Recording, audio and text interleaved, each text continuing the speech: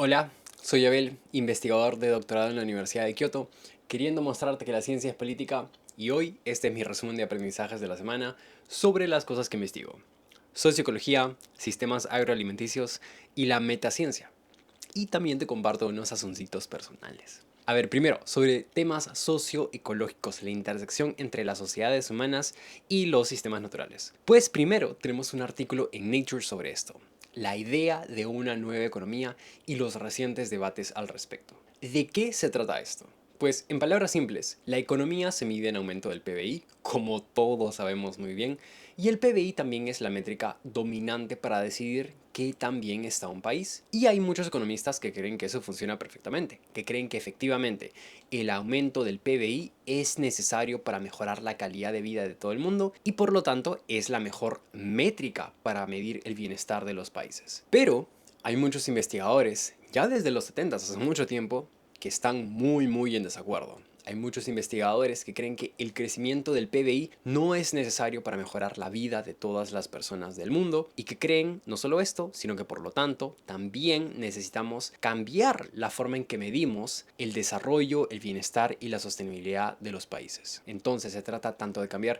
la métrica para medir el bienestar como cambiar nuestros objetivos y dejar de pensar que tenemos que seguir creciendo el PBI. Ahora, como les dije, este es un debate con mucha historia, pero ¿cuál es la noticia? La noticia es que parece, da la impresión de que cada día hay más y más apoyo a la segunda idea. Hay más y más apoyo por parte de expertos de muy alto nivel a la idea de que no necesitamos seguir creciendo el PBI. Lo más notable que ha pasado este año es que se han dado recientemente, en los últimos 2 meses, dos grandes reportes. Primero está uno del World Inequality Lab, y en este reporte, este laboratorio que está en Francia, calculan que la pobreza, la explotación laboral y el calentamiento global se podrían detener no con más PBI, sino que sin crecer el PBI podríamos solucionar todos estos problemas si le pusiéramos impuestos justos a los mega ricos. El cálculo que han hecho en este laboratorio nos dice algo muy sorprendente y muy tentador. Nos dice que que la gente ordinaria, podría trabajar la mitad del tiempo, ganar el doble de dinero, no destruir el ambiente. Podríamos hacer todo eso, vivir esa vida magnífica, si los billonarios pagaran lo que debieran. Aparte de esto, también hay un reporte que se dio a las Naciones Unidas por parte de Olivier de Schutter, que se presentó este año y que nos dice algo similar. Este reporte nos dice que para erradicar la pobreza no necesitamos el crecimiento del PBI. Lo que necesitamos es hacer que los mega ricos paguen lo que deben. Y el reporte tiene 1000 signatarios, todos expertos de muy alto nivel. Entonces parece que este movimiento anti-PBI y anti-billonarios está creciendo y se está haciendo más fuerte. Segunda noticia, una muy lamentable. El ébola continúa. Y ya vamos en 3.360 casos hasta el 30 de julio y 1.487 muertos. Estos son los números contados desde mayo hasta el día de ayer. Pero se asume que los números en realidad son mucho más altos. Y eso es a razón de que, como se reportó solo hace unos días, se estima que la infección comenzó 4 meses antes de detectada. Esta infección, esta epidemia ya es la segunda más grande en la historia. Puede fácilmente que se vuelva la primera. Ahora, un asunto muy importante a recordar aquí, una gran responsabilidad, si no la mayor responsabilidad sobre esta infección, sobre el tardío, sobre la tardía identificación y sobre la tardía forma en que se utilizaron medidas para tratar de contenerla, es responsabilidad de los Estados Unidos, de los recortes que se hicieron al USAID, sobre todo gracias a billonario Elon Musk. Estos recortes al USAID le quitaron 80% de los fondos a los programas en la República Democrática del Congo, donde se está dando esta infección. Le quitaron 80% de fondos a sus capacidades médicas para tratar con enfermedades, para contener enfermedades. Y ahora nuevamente, un punto muy importante, estas enfermedades evolucionan y se expanden. Estas enfermedades van más allá de fronteras, son un riesgo global. Siguiente noticia, una noticia en realidad chévere, no sé si tan feliz, pero muy interesante. Esto tiene que ver con el guano y con el guano en Perú. Ahora, por si no lo saben, el guano es caca de pájaros, que en realidad es valiosísima porque se puede usar como fertilizante. En Perú tenemos, o más bien teníamos, el privilegio de tener islas enteras de pura caca. Y esto nos hizo ricos alrededor del siglo XIX, esto a razón de que esta era una época en la que los fertilizantes sintéticos aún no se habían desarrollado y era una época también en que las poblaciones globales se estaban expandiendo alrededor de todo el mundo. Por lo tanto, había una gran necesidad de producir más alimentos para alimentar a esta población y eso requería fertilizantes y ya pues nosotros teníamos una gran provisión de ellos, lo cual también nos dio cierto poder en el mercado internacional. Y esta es una historia súper famosa, súper famosa, que todos los peruanos aprendemos en la escuela, aunque creo que no la aprendemos con la suficiente profundidad que tiene y con la relevancia actual que tiene hoy en día. Pero bueno, vamos a ver los puntos muy interesantes de esta historia. Primero, y esta es la noticia de este año que salió hace un par de meses. ¿Con qué tiene que ver? Tiene que ver con las culturas precolombinas y con su uso del guano. Lo que sucede es que antes pensábamos que los incas fueron los primeros en utilizar el guano para la agricultura. Pero a comienzos de año se publicó un artículo en donde se mostraba evidencia de que la cultura chincha, que precede a los incas, ya sabía usar el guano. Y esto es un gran dato histórico porque nos ayuda también a explicar por qué esta cultura, la cultura chincha, era tan poderosa. Era tan poderosa, entre otras cosas, porque tuvieron esta gran capacidad de producir alimentos en masa, lo cual por supuesto les otorga una gran ventaja económica. Y ahora, ¿cuáles son las pruebas, la evidencia para sostener esto? Pues esto en realidad es lo más chévere, lo más interesante. Tenemos en primer lugar estos restos arqueológicos de maíces, centenarios maíces que han sobrevivido todo este tiempo, en los cuales se encontraron niveles muy altos de nitrógeno, niveles más altos de lo que la tierra les podría entregar, lo cual indica el uso de fertilizantes. Y aparte de eso también tenemos estas hermosas piezas arqueológicas en donde hay símbolos e imágenes de aves guaneras. Están bien feos estos pájaros. Cuando yo lo vi por primera vez pensaba que eran perros o algo, pero qué adorables. Segundo, la historia de guano, como les dije, es una historia con una tremenda geopolítica y una geopolítica que en realidad la hace muy contemporánea. Bueno, en primer lugar tenemos que el guano era explotado por las élites peruanas. Ahí no hay nada sorprendente. Pero luego lo interesante es que, como les dije, el guano nos otorgó poder internacional. Y esto a los estadounidenses les empinchó mucho. Así que en cierto punto el gobierno estadounidense declaró que toda nueva isla en todo el continente que un ciudadano estadounidense descubriese sería propiedad de los Estados Unidos. No debería sorprendernos, ¿no? Otro asunto muy actual, muy humano, muy geopolítico es que, por supuesto, para explotar estas islas, los peruanos importamos esclavos chinos, lo cual, por supuesto, es una gran atrocidad, pero importante parte de la historia internacional. Y luego, finalmente, este periodo terminó con dos eventos. Primero, que exhaustamos estos recursos y hoy en día ya apenas si tenemos guano, aunque aún tenemos, solo no tanto como antes. Mucho menos que antes. Y por otro lado, pues la ciencia y la tecnología occidental creó los fertilizantes artificiales y eso le dio el poder de nuevo a los estadounidenses, a los europeos, a las naciones ricas con esas capacidades científicas. Pero eso también nos lleva a la época actual, en donde este mercado, esta ciencia de los fertilizantes, es una ciencia que, por supuesto, como muchos de ustedes ya se habrán enterado, depende de recursos que pasan por el Medio Oriente, por el estrecho de Hormuz. Hoy en día, por supuesto, nos encontramos en un mercado internacional que en realidad es muy delicado, más delicado de lo que tal vez pensábamos en el pasado. Hoy en día la escasez de fertilizantes gracias al cierre del estrecho de Hormuz, por el conflicto por la guerra de los Estados Unidos e Israel contra Irán, pues en realidad nos alerta de posibles futuras crisis que aún están por venir. Y en ese entonces, pues uno se pone a reflexionar y nos ponemos a pensar en que en el Perú y en otras regiones de Latinoamérica, pues aún tenemos nuestras pequeñas islas de guano y un buen manejo de estos recursos naturales pues nos ofrecería cierto nivel de soberanía alimenticia, también de soberanía nacional y nos ofrece también una forma más ambientalmente sostenible de producir alimentos. Si logramos eso, ya dependerá de nuestros gobiernos y también de nuestras grandes industrias. Y entonces, realmente qué historia tan fantástica y tan contemporánea. Y hablando del mar peruano, siguiente noticia. El fenómeno del Niño está poniendo en peligro a la fauna costal marina del Perú y, por si no lo saben, al Perú el fenómeno del Niño nos afecta especialmente. Las temperaturas del agua están subiendo, la vida marina está muriendo, animales costales están quedando sin alimentos. Hay cientos, si no miles de cadáveres que se están encontrando en las playas peruanas y nuestro gobierno no está haciendo nada.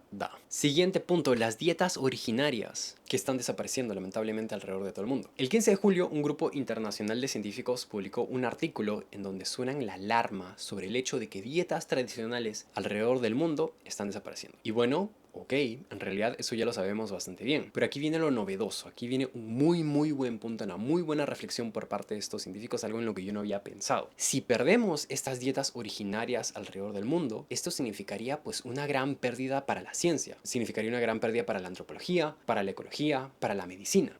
¿Por qué? Pues es así porque cada dieta tradicional es el producto de milenios de coevolución entre sociedades y medio ambiente. Estos son milenios de prácticas agrícolas, de recolección o de pesca que por supuesto cambian el ambiente y son milenios de adaptación microbiana entre alimentos, prácticas culturales para preparar esos alimentos y la flora intestinal de estas poblaciones. Eso significa que estas dietas son una mina de oro en términos de data para entender mejor la nutrición humana. Y por supuesto, estas dietas también son parte del equilibrio ecológico de cada región. Entonces, qué buen punto se han hecho estos científicos y esta es una razón más para proteger estas dietas, para promover el consumo de alimentos locales y para estudiar esas dietas y esos alimentos. Ahora, un dato que yo añadiría y que no mencionan en este estudio y tiene que ver con las bases de datos de información nutricional. ¿A qué me refiero? Me refiero a que si tú quieres saber cuántos nutrientes tiene tu manzanita o tiene el arroz, pues vas a internet y buscas valores nutricionales o información nutricional. Esa información nutricional usualmente se consigue de dos fuentes. Una es Chronometer, probablemente la aplicación más famosa para esto, y casi toda la información en Chronometer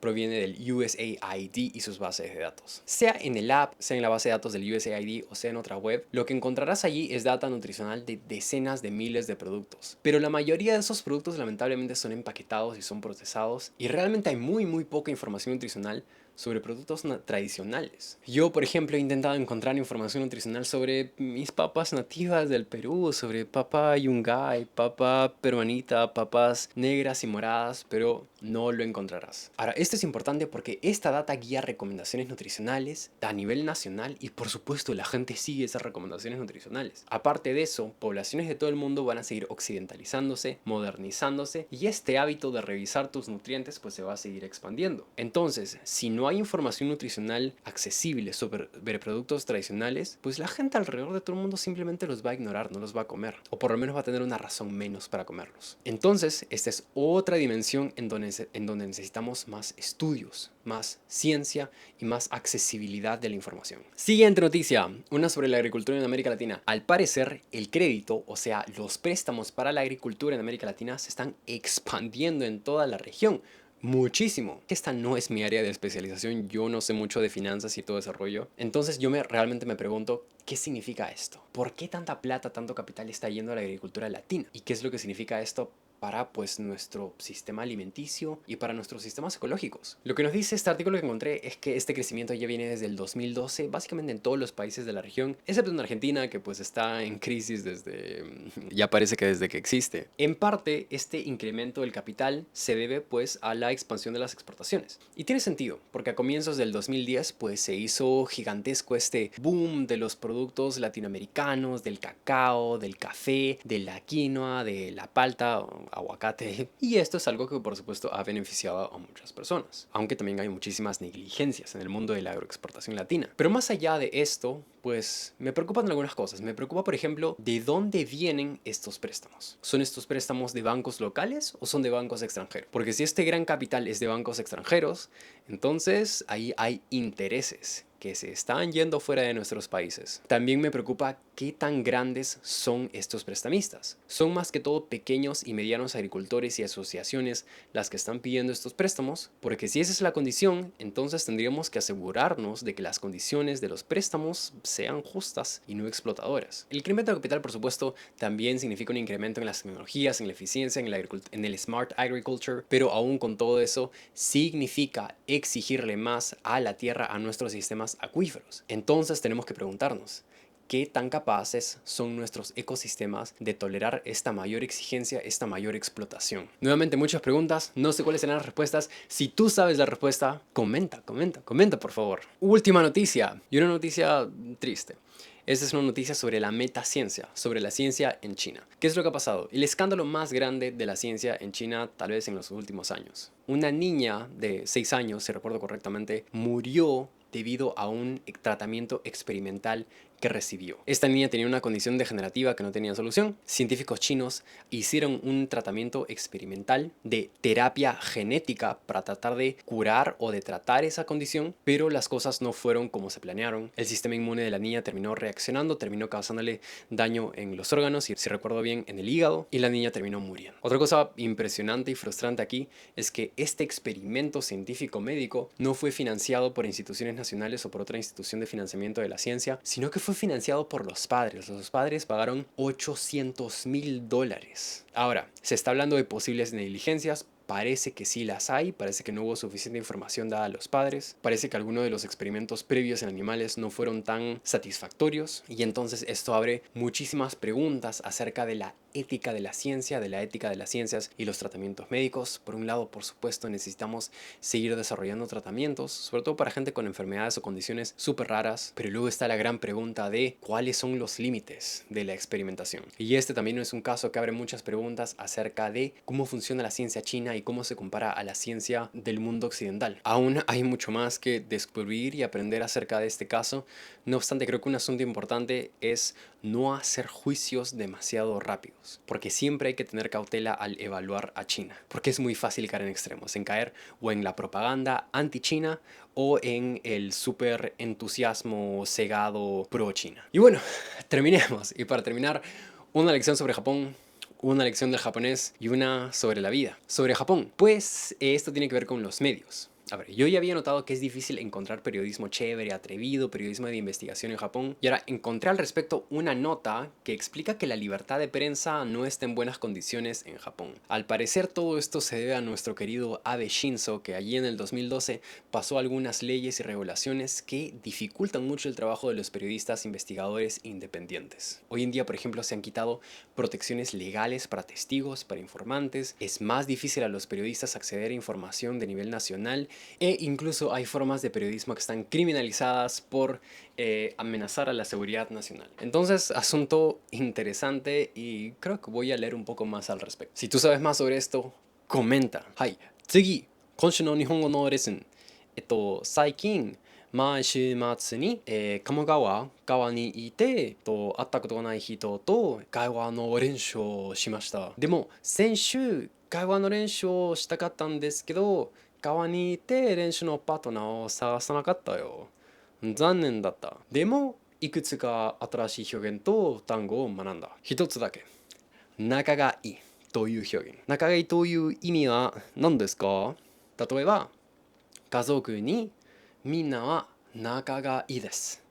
仲がいいという意味は人と人と人といいです。優しいです。y relaciónがあります。